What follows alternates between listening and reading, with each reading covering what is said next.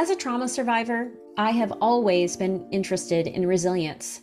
But growing up, I believed it was something that you were born with. Then in graduate school, I learned that it was a quality that we all possess and a set of skills we can all strengthen. Most of my resilience has come from writing and seeing myself in new ways by confronting the stories I've always told myself. The more I did that, the stronger I became, and I've dedicated my life to helping others do this work. This podcast is for anyone who wants to understand their story and how to revise it, because when we do that work, we change the world. Well, hello everyone. Welcome to my gratitude episode of the podcast. This is airing on what some people call the Thanksgiving holiday. So it's American Thanksgiving. But I do want to honor the fact that for many indigenous tribes, this is a national day of mourning. So this is a holiday which has two different ways to look at it, which feels really fitting because we just had an election in the United States. People have a lot of complicated feelings about it. And this is not a political episode, nor is this a political podcast. But I do want to honor the fact that for some people, their hearts are really full, and for others, they are empty. And that either way, there is a lot of turmoil and uncertainty in our world and in our country. And I feel that too. And part of my job is to connect with how I feel that in my own life and find ways to make meaning and ground in the midst of that so that I can feel those feelings and allow them to flow through me. Because professionally, I hold space for so many people. I hold space for the courageous writers who are my clients and my students who are working on tough stories, and for all of the people who are my guests on this podcast, and for all of the people in my life who experience challenges, whether they are deeply personal or they are expanded out into things happening out in the world. So that is what I do. And so I practice so many different practices, including gratitude, to help me stay grounded so that I can hold space for everyone else. So I want to talk about this practice for a moment, and then I'm going to end with some major gratitudes I have for all of you in relation to this podcast. So first, what is gratitude? Gratitude is the process of looking for the good, what we might call the bright spots in the midst of dark times. And it is an important practice to cultivate both for your mental health. So, gratitude, when you're expressing it and you are seeing that good, releases dopamine and serotonin in the brain, which improves your immune system's functioning, which tells your nervous system that you are safe and you are okay, which allows you to function. And it allows you to react from a strong foundation. So it connects you with your power by allowing your nervous system to work in its optimal way.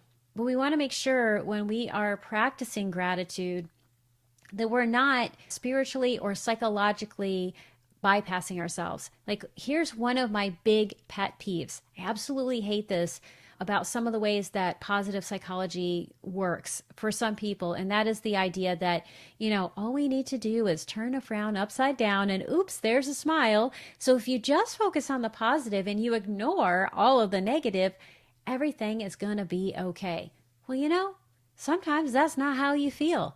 And I think the American Thanksgiving holiday is a great time to talk about that, because even before we got into this very messy season, this was a very loaded holiday. Whether you see it as a day of mourning or a day of gratitude, you're getting together with people that you may or may not like or get along with. Or this could be a group of people where there's a lot of reenactments of old trauma. Or maybe you're alone, and the thing that you're facing is the fact that there is this huge expectation that you're supposed to be connected to everyone else, and that is not your experience. And I have been in all of those experiences over the years. And oh my gosh, can it be really difficult? So, how do we hold space for whatever we are feeling right now and practice gratitude at the same time so that it's a both and? It's not a dismissal of the difficult, it is an acknowledgement of the difficult alongside what is also going well. And I think when I was really sick with Lyme disease and I thought I was going to die, that was the time when I learned how to do this. Every day I felt absolutely horrible. And what I learned was denying it didn't make it any less real.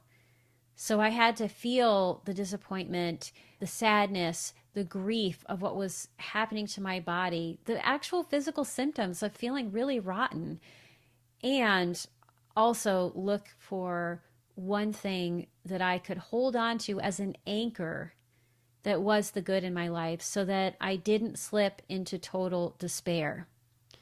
Right? So that's what gratitude does. It keeps us from slipping into total despair so that we can react when we need to, and we have a way to just put one foot forward and then the next.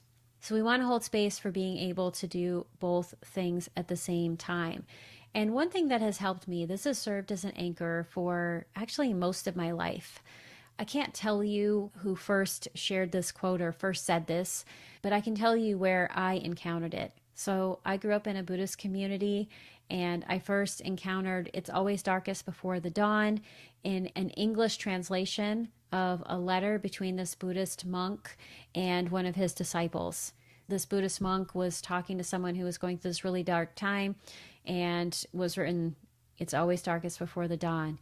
And oh my gosh, there were times in my life, especially when I was a child, and all kinds of chaos and violence and horrible things were happening to me. Just having that as an anchor, "It's always darkest before the dawn," was a reminder that light exists even if I can't see it. And when I was sick with Lyme disease and I couldn't always see it, I would try to imagine it being there even if I couldn't feel it. So this is what I mean by that. I would say things like, I am grateful that I can breathe, right? I can't always see my breath. It doesn't always feel like something that's out there tangible I can hold on to. But if I'm able to think about gratitude and I'm able to breathe, then I am okay in some way. So I would hold on to these little anchor moments, these tiny bright spots, and that helped me make it through difficult times. But this is also a writing podcast, so you might be thinking, okay, well, why are you sharing this with me? This has nothing to do with writing.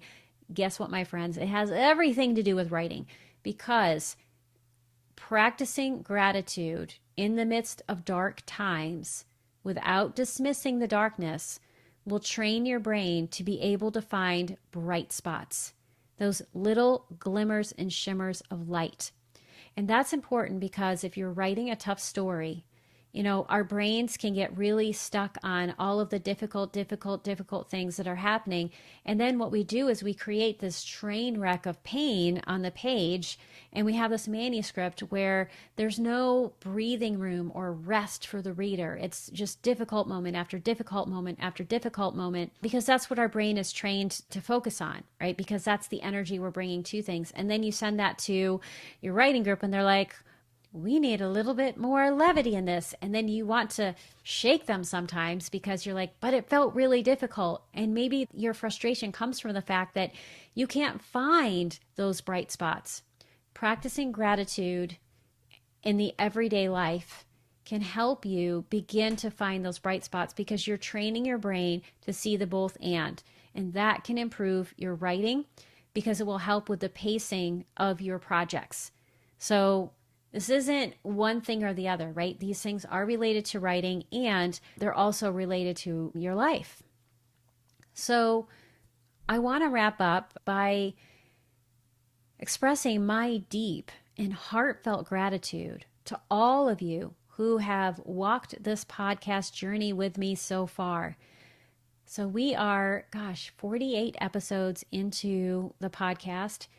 By the time this ends at the end of 2024, and yes, there will be a 2025 set of seasons, but by the end of this year, I will have made it to over 50 episodes.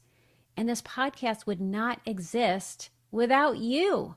So you are an integral part of this podcast. And I want to thank you for not just listening, right? Your attention is very valuable to me, but also for letting me know what you like, what you want more of, and the space this podcast plays in your own life. So I'm going to do a few shout outs. I will continue to do this intermittently as the podcast continues, but here are some big gratitude shout outs that I have for people right now. So Ellen, you told me that you never miss an episode. Thank you very much for sharing that with me. Megan, you shared that when you can't sleep, and oh my gosh, I know what that's like, being a woman of a certain age, that if you got a lot on your mind and it's Thursday, you'll go to see if the podcast episode has dropped and you'll listen to it. And I am so grateful to be a part of your day and to play that role of helping ease your mind. That means so much to me. Thank you so much. Christine Fayor shared this with me. She said, "Hello, I just watched your interview with Tia Levings. It was great. And I got a few writing tips along the way. I raised my children in the same ATI cult as Tia, and I wrote about my experience in a book called Behind the Dress. I've come out on the other side and am healing from all the brainwashing as well as having a newly wonderful relationship with my children. I'm happy to subscribe to your podcast, a plus in my writing world. Thank you." So listening to Tia's episode helped her connect with all of the ways that she has healed, and she's a writer and she's learning more about writing. Matt Bailey had this to say: "Just wanted to drop a note to say how much I love your podcast and hearing your take on these topics. Even though I'm not a writer, the way you talk about it alongside the psychology and mental health components is truly special." Thank you, Matt, for that. And here are some episode-specific things that people have said. This is from YouTube. So this was a comment on YouTube for the episode I did with Ingrid Clayton on not gaslighting your writing process. She said, "Beautiful interview. Thank you both." Sugar98 had this to say about the episode that I recorded with Debbie Weiss on dating disasters and finding yourself after loss. "This was helpful to me as a recent retiree. There is grief in that, an identity shift, reconciliation with the former self, and the experiences, which is why I am a new and old writer. The advice to new writers really helped. Thank you both." Debbie had something so great to say, and I am so glad that it was helpful. Sarah Liebov had this to say about the episode that I recorded on sibling loss with Lynn Shattuck and Allison Shelton. "What a beautiful, meaningful conversation about sibling loss. I am so very grateful to all of you." I'm Bookwild had this to say about the episode with Laura Lillybridge, where we talked about dementia and dealing with having to be no contact with parents. "I love this perspective coming from a freedom of choice."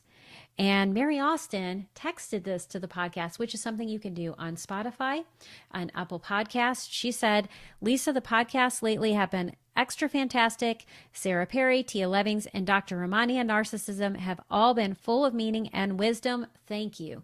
So thank you to all of you for sharing your thoughts with me. I'd love you to keep sending them along through YouTube comments, through messages on Apple Podcasts where you can leave a review, or Spotify where you can also leave a review or leave a message. You can also send a text. So please keep doing that so that I can hear more of what you like. And also, if you've got some ideas for me for the podcast, please let me know.